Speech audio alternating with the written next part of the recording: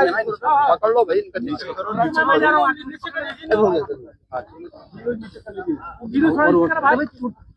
नीचे कर ना साउंड आई बस नीचे करा था। सीटी के अंदर रेन बसेरों का निरीक्षण करने और जरूरतमंदों को कंबल वितरण की दृष्टि से आज मुझे यहाँ पे 2 रेन बसेरों का निरीक्षण करने ट्रांसपोर्ट नगर में और धर्मशाला बाजार में देखने का अवसर प्राप्त हुआ है। यहाँ पे कंबल वितरण का भी इस कार्यक्रम के साथ जोड़ने का अवसर प्राप्त हुआ है। वर्तमान में भीषण शीतलहरी उत्तर भारत में पड़ रही है। भीषण शीतलहरी में जरूरतमंदों को ऊनी वस्त्र मिल सके, रहने का ठिकाना मिल सके और भीषण शीतलहरी की चपेट में आकर के किसी भी गरीब को, किसी भी कमजोर को, किसी भी बुजुर्ग को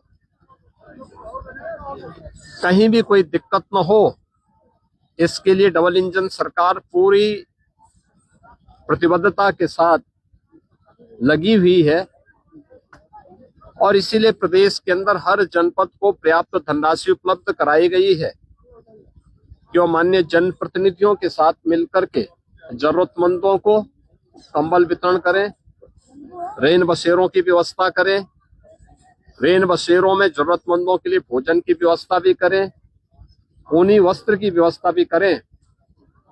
प्रदेश भर में ऐसी पूरी व्यवस्था की गई है और उसी क्रम में मुझे आज यहाँ के माननीय जनप्रतिनिधियों के साथ दोनों स्थानों पर सैकड़ों लोगों को राहत की व्यवस्था के तहत भीषण शीतलहरी में ऊनी वस्त्र, कंबल आदि वितरण करने, भोजन आदि वितरण करने का अवसर प्राप्त हुआ है।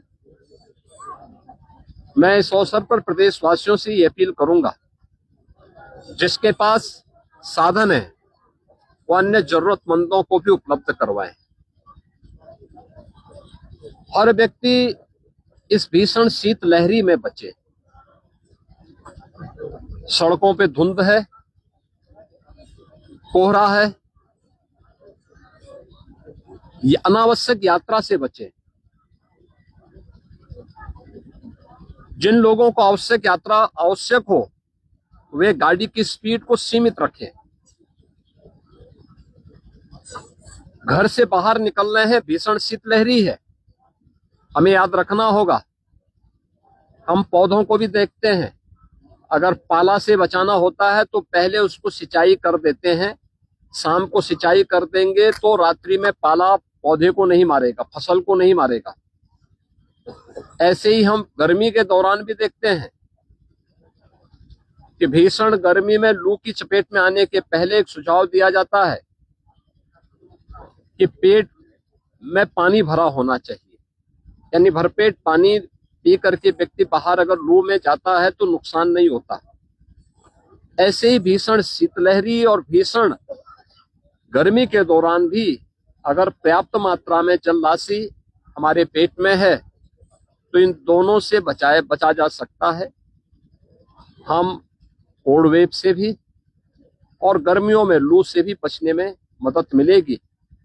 सभी लोगों को इसका सावधानी का ध्यान रखना होगा।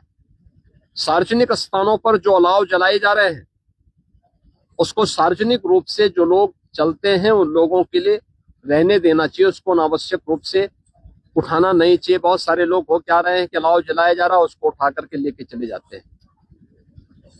आप एक जरूरतमंद के लिए इस व्यवस्था होती है वह देखेगा, नहीं तो कम से कम अगर कोई सामान्य पशु है उसके लिए भी उपयोगी हो सकता है। तो ये बहुत सारी चीजें हैं जिसको हमें थोड़ा ध्यान रखना होगा। सभी लोग सुरक्षित रहें, सावधानी बरतें, शासन की व्यवस्था का लाभ भी लें, यही मेरी कामना है। और इसी दृष्टि से मुझे आज यहाँ पे 2 केंद्रों का निरीक्षण करने का अवसर भी प्राप्त। महाराज जी, यूपी में स्कूलों की क्या कहेंगे? अभी आपका आदेश आया कि स्कूल कॉलेजेस में ठंड से बचने के लिए स्थानीय स्तर पर जिलाधिकारियों को कहा गया कि जहाँ भी जिस प्रकार की स्थिति है वहाँ पे विद्यालयों को बंद करें और छुट्टी घोषित करें और बहुत आवश्यक है तो वर्चुअल माध्यम से बच्चों की पढ़ाई शुरू करें।